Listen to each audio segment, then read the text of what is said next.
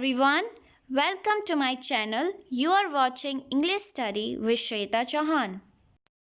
Hey everyone, आज की इस वीडियो में हम सीखने जा रहे हैं ट्रांसलेशन।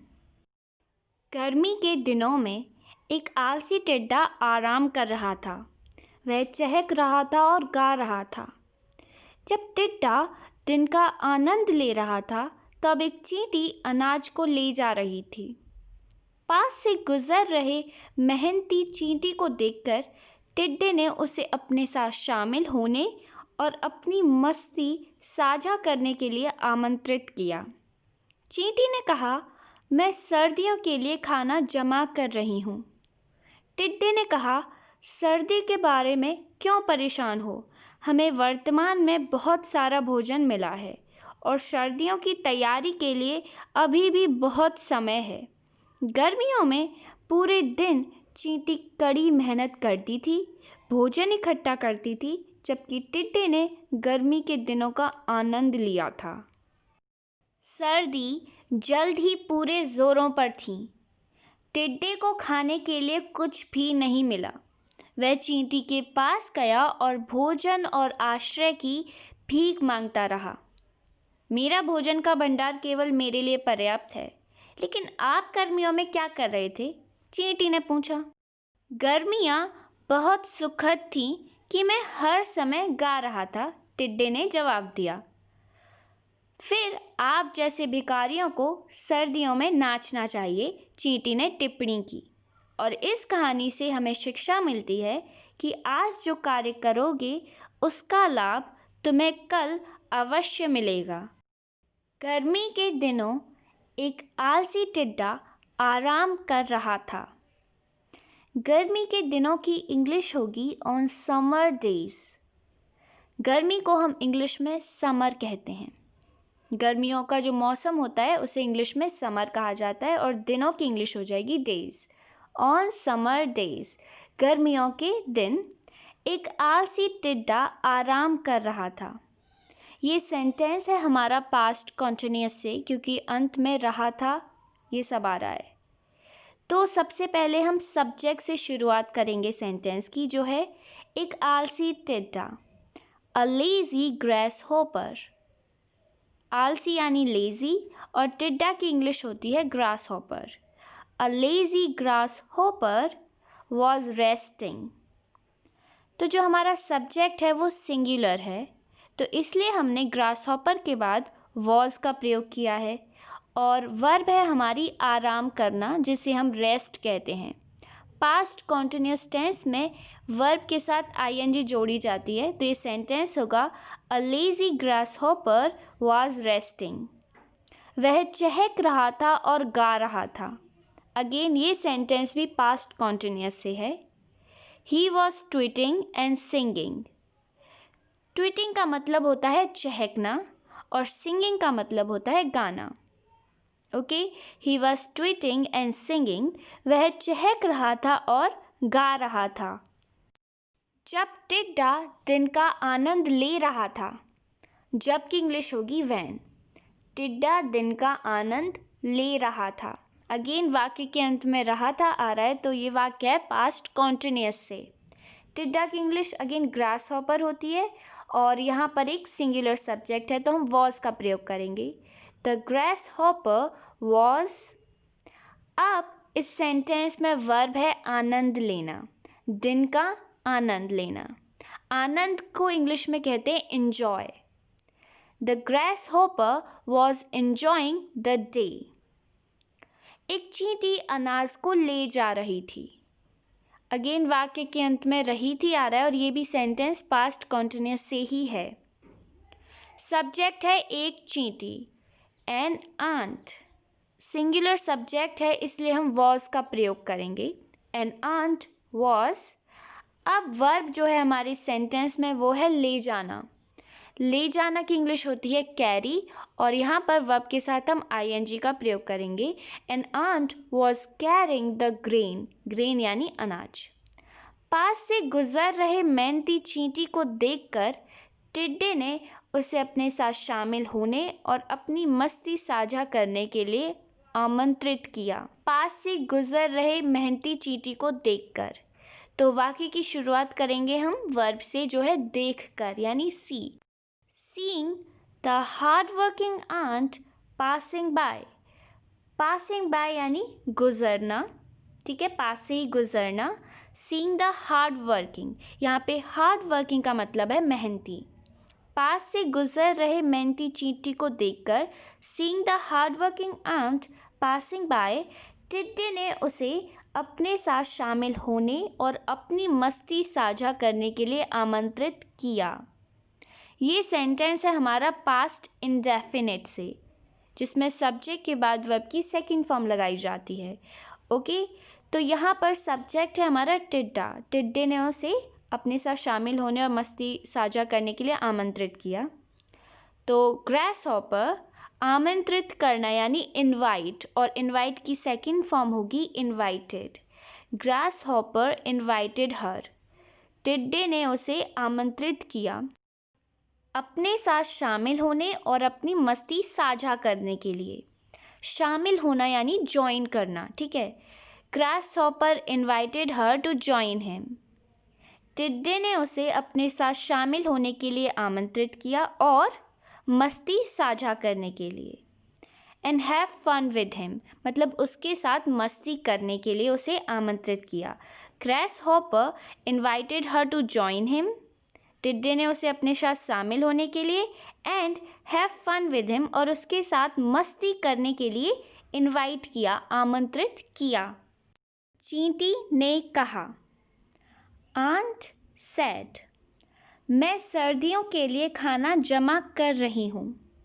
वाक्य के अंत में रही हूँ आ रहा है, तो ये सेंटेंस है हमारा प्रेजेंट कॉन्टिन्यूअस टेंस से। ओके, और इसका सब्जेक्ट है मैं, यानी आई। प्रेजेंट कॉन्टिन्यूअस टेंस में अगर सब्जेक्ट आई है तो हम हेल्पिंग वर्ब एम का प्रयोग करेंगे, आई एम। अब वर्ब है हमारे जमा करना। जमा करना को इंग्लिश में बोलते हैं कलेक्ट। और प्रेजेंट कॉन्टिन्यूअस टेंस में वर्ब की आईएनजी फॉर्म का प्रयोग होता है। So I am collecting food for winter, मैं सर्दियों के लिए खाना जमा कर रही हूँ। सर्दियों यानी विंटर। टिड्डे ने कहा, सर्दियों के बारे में क्यों परेशान होना। ओके, टिड्डे ने कहा। ग्रास होपर सेड, सर्दियों के बारे में क्यों परेशान होना। क्यों की इंग्लिश होती है वाई, एंड परेशान होना को इंग्लिश में हम बोलते हैं बदर। वाई बदर अबाउट विंटर, सर्दियों के बारे में परेशान क्यों होना। हमें वर्तमान में बहुत सारा भोजन मिला है। सेंटेंस है ये प्रेजेंट परफेक्ट का। सब्जेक्ट है वी, और वी प्लूरल सब्जेक्ट है तो इसकी हेल्पिंग वर्ब होगी have. We have got a lot of food at present, ठीक है। मिलना यानी गेट, और गेट की थर्ड फॉर्म होगी got. We have got a lot of food at present, यानी वर्तमान में एट प्रेजेंट, और सर्दियों की तैयारी के लिए अभी भी बहुत समय है। There is still a lot of time to prepare for winter. Still यानी अभी भी। There is still a lot of time to prepare for the winter. Prepare यानी तैयारी करना। पूरी गर्मियाँ चींटी कड़ी मेहनत करती थी। करती थी, ये सेंटेंस है हमारा पास्ट इंडेफिनिट से। पूरी गर्मियों की इंग्लिश होगी through out the summer. Well, through out का मतलब होता है होल सम। जैसे अगर हम बोलना चाहते हैं पूरे दिन, तो हम बोलेंगे थ्रू आउट द डे। पूरी गर्मियाँ थ्रू आउट द समर। चींटी कड़ी मेहनत करती थी। The ant worked hard. Work की यहाँ पर सेकेंड फॉर्म हम लगाएंगे, वर्कड हार्ड। चींटी कड़ी मेहनत करती थी, भोजन इकट्ठा करती थी। इकट्ठा करना या जमा करना, इसकी इंग्लिश होती है कलेक्ट, और सेंटेंस है हमारा पास्ट इंडेफिनिट से, तो हम सेकेंड फॉर्म लगाएंगे यानी collected. The ant worked hard and collected food. चींटी कड़ी मेहनत करती थी और भोजन इकट्ठा करती थी, जबकि टिड्डा गर्मी के दिनों का आनंद लिया करता था। अगेन सेंटेंस है पास्ट इंडेफिनिट से, जबकि जहां भी सेंटेंस में आता है उसकी इंग्लिश होती है वाइल। अब ये सेंटेंस जो है पास्ट इंडेफिनिट का, तो शुरुआत करते हैं सब्जेक्ट से जो है टिड्डा। The grass hopper enjoyed the summer days. आनंद लेना यानी इंजॉय करना, और इंजॉय की सेकेंड फॉर्म होगी enjoyed. The grasshopper enjoyed the summers. सर्दी जल्द ही पूरे जोरों पर थी। Winter was soon in full swing. Soon यानी जल्दी ही, और full swing यानी अपने जोरों पर थी। टिड्डे को खाने के लिए कुछ भी नहीं मिल सका। The grasshopper could find nothing to eat. ठीक है, सका आ रहा है सेंटेंस के लास्ट में, तो हम could का यूज करेंगे। The grasshopper could find nothing to eat. वह चींटी के पास गया। ओके, पास्ट इंडेफिनिट का सेंटेंस है। He went to ant. गया की इंग्लिश होती है go, और सेंटेंस है हमारा पास्ट इंडेफिनिट से, तो हम सेकेंड फॉर्म लगाएंगे जो है went. He went to ant. वह चींटी के पास गया और एंड भोजन और आश्रय की भीख मांगी। भीख मांगना की इंग्लिश होती है बैग, और सेकेंड फॉर्म होगी bagged. Bagged for food and shelter. Food यानी भोजन, शेल्टर यानी आश्रय। भोजन और आश्रय की भीख मांगी। begged for food and shelter. मेरा भोजन का भंडार केवल मेरे लिए पर्याप्त है। भंडार, भोजन का भंडार यानी स्टोर ऑफ फूड। स्टोर का अर्थ होता है भंडार। My store of food is only sufficient for myself. केवल मेरे लिए पर्याप्त है। पर्याप्त यानी enough, sufficient. My store of food is only sufficient for my self. लेकिन बट आपने गर्मियों में क्या किया था? सेंटेंस है पास्ट परफेक्ट से, ठीक है, और इंटेरोगेटिव है। क्या की इंग्लिश होती है व्हाट। अब क्वेश्चन वर्ड के बाद हम लगाएंगे हेल्पिंग वर्ब, तो पास्ट परफेक्ट टेंस में हम हैड का प्रयोग करते हैं। What had you done through out the summer. आपने पूरी गर्मियों में क्या किया था? करना की इंग्लिश होती है डू, और पास्ट परफेक्ट में हम हमेशा वर्ब की थर्ड फॉर्म लगाते हैं, तो यहाँ हम प्रयोग करेंगे डन का। What had you done through out the summer. चींटी ने पूछा, आस्क द आंट। पूछना की इंग्लिश होती है आस्क। Ask the aunt. गर्मियां बहुत सुखद थीं। Summer was so pleasant. Pleasant यानी सुखद थी, अच्छी थी। कि दैट मैं हर समय गा रहा था।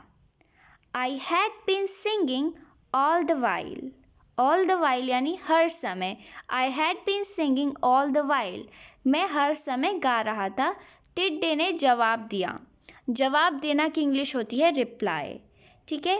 Replied the grasshopper. फिर यानी देन, आप जैसे भिखारियों को, बेगर्स लाइक यू यानी आप जैसे, और भिखारी की इंग्लिश होती है बेगर। देन बेगर्स लाइक यू, फिर आप जैसे भिखारियों को सर्दियों में नाचना चाहिए, ठीक है। यहाँ पर ये सलाह दे रही है एज इन टॉन्ट, तो हम शुड का प्रयोग करेंगे। Then beggars like you should dance in the winter. Dance यानी नाचना। डांस इन द विंटर, फिर आप जैसे भिखारियों को सर्दियों में नाचना चाहिए। चींटी ने टिप्पणी की। टिप्पणी करना यानी remark. Remarked the ant, okay. और इस कहानी से हमें शिक्षा मिलती है कि आज जो कार्य करोगे उसका लाभ तुम्हें कल अवश्य मिलेगा। you will definitely get the benefit of the work that you do today. Well, this is the end of the video. If you liked, then hit the like button and subscribe my channel for more informative and interesting video like this.